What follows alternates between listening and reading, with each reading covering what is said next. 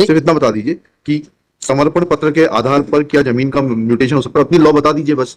Can a immovable property having valuation of more than 100 rupees can be transferred on the basis of a relinquishment deed. Relinquishment जब होता है जब joint सत्व होता है, तब रिलिंक्विशमेंट होता है।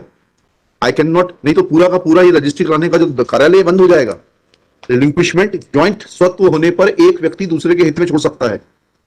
आपकी संपत्ति आप मेरे नाम से रिलिंक्विश नहीं कर सकते। My lord, this petition is directed against the order of Plunget member of Board of Revenue. जी My lord, the P9 SH 27. Brief fact of the case is like that.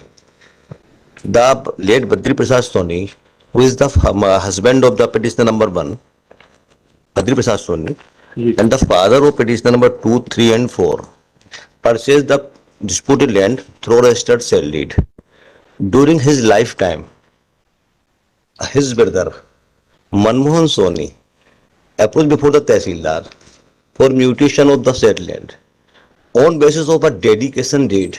On basis of Dedication deed, what is dedication? Samarpan Patra, अच्छा which was not registered. जी During the lifetime of the Badri Prasad Soni, on basis of the unregistered Samarpan Patra, by Namantran Panji Annexure P5, and page 22, the Tehsildar has passed the Namantran in favour of the of Manmohan Soni. जी The document which was not registered during समझ गए then my lord, yes ठीक this I have understood yes. Sir ये इसका crux नहीं बता रहा है ये मुकदमे का। क्रक्स क्या? अब वही तो है सर। अब जब बद्री प्रसाद को मालूम पड़ा, then he preferred the appeal even after seven year. The SDO rejected that, not only discuss the matter, कहा सबकी समर्पण पत्र है इसलिए ठीक दिया है, वो भाई को दिया है, और 7 वर्ष का विलंब भी है इसलिए अपील डिसमिस कर दी। है ना, केवल डिले के पॉइंट। नहीं, मैं बता देता हूँ, ऑर्डर पढ़ा देता हूँ। उसके बाद सर हम कमिश्नर साहब के यहाँ गए, कमिश्नर साहब ने पूरी बात को देखा, उन्होंने पाया कि अनरजिस्टर्ड डॉक्यूमेंट है, नामांतरण का कोई नोटिस नहीं है। जी वो सर ऑर्डर आप पढ़ लें, हाँ तो उन्होंने उसको हमारे अलाउ कर दी। जी इसके बाद ये गए रिवीजन में, जी। बोर्ड रेवेन्यू साहब ने वही ऑर्डर तहसीलदार कंफर्म कर दिया। जी अब सर इसमें अब क्रक्स से है मैटर का सर। पहले सर आप नामांतरण पंजी पे पहले सर उस पे आ जाए जो डेडिकेशन डीड है, जी पेज एनेक्शन पेज नंबर 20। उसके पहले हमने सर उसके पहले डॉक्यूमेंट जो है वो सेल लीड्स है, एडमिटली वो एडमिट डॉक्यूमेंट है, और उसके बाद जो नाम आ गया था बद्री प्रसाद जी के वो खतरा लगे हुए हैं। अब जो डेडिकेशन डीड है सर, ये नोटराइज डेडिकेशन डीड है, अनरजिस्टर्ड है। जी अब जी अब एक एप्लीकेशन आती है, कोई नोटिस इशू नहीं किया जाते हैं, बद्री प्रसाद सोनी जी ये लाइव हैं। जी अब वो कैसे सर तहसीलदार साहब एक लाइव व्यक्ति की प्रॉपर्टी को किस समर्पण पत्र के आधार पर कैसे नामांतरण कर रहे हैं, इनका क्या प्रोविजंस है, उसको देखे बगैर सर वो नामांतरण पंजी पेज नंबर 22 है। जी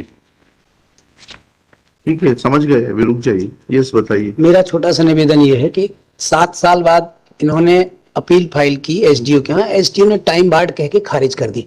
उसके खिलाफ ये कमिश्नर साहब के यहाँ गए, तो कमिश्नर साहब ने मेरिट पे अपील डिसाइड कर दी, रिमांड बैक किए बगैर एसडीओ, क्योंकि एसडीओ ने मेरिट नहीं छुई थी। जी जी उसके खिलाफ एसडीओ का ऑर्डर कहाँ है? मैं सर वही पढ़ा देता हूँ सर।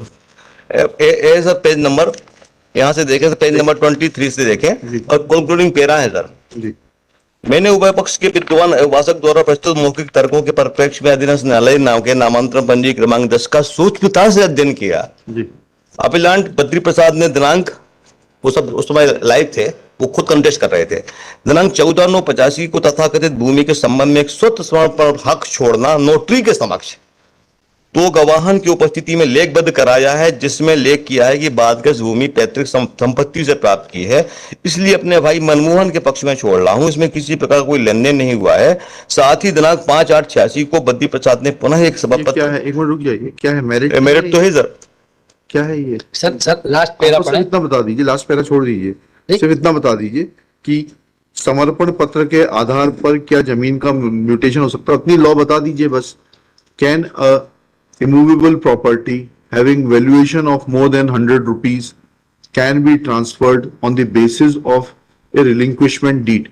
Relinquishment जब होता है, जब joint सत्व होता है, तब relinquishment होता है.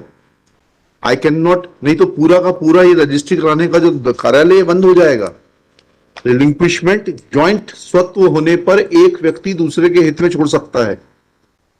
आपकी संपत्ति आप मेरे नाम से रिलिंक्विश नहीं कर सकते. ये इतना लॉ, तो ये रिलिंक्विशमेंट डीड के आधार पर कैसे हो गया ये? सर मेरा छोटा सा निवेदन इस पर ये है कि नीचे की कोर्ट्स ने मेरिट को छुआ नहीं है. अच्छा अच्छा. मेरिट पे कोई ये उपरोक्त आधारों पर मैं इस निष्कर्ष पर पहुंचता हूं कि उभय पक्ष आपस में सगे भाई हैं. बद्री प्रसाद द्वारा वर्ष 85 में स्वतः समर्पण वेज निष्पादित किया, 95 में नामांतरण किया, फिर लगभग 7 वर्ष पश्चात अपीलांट द्वारा अपील करना कोई सद्भावनापूर्ण नहीं हो सकता.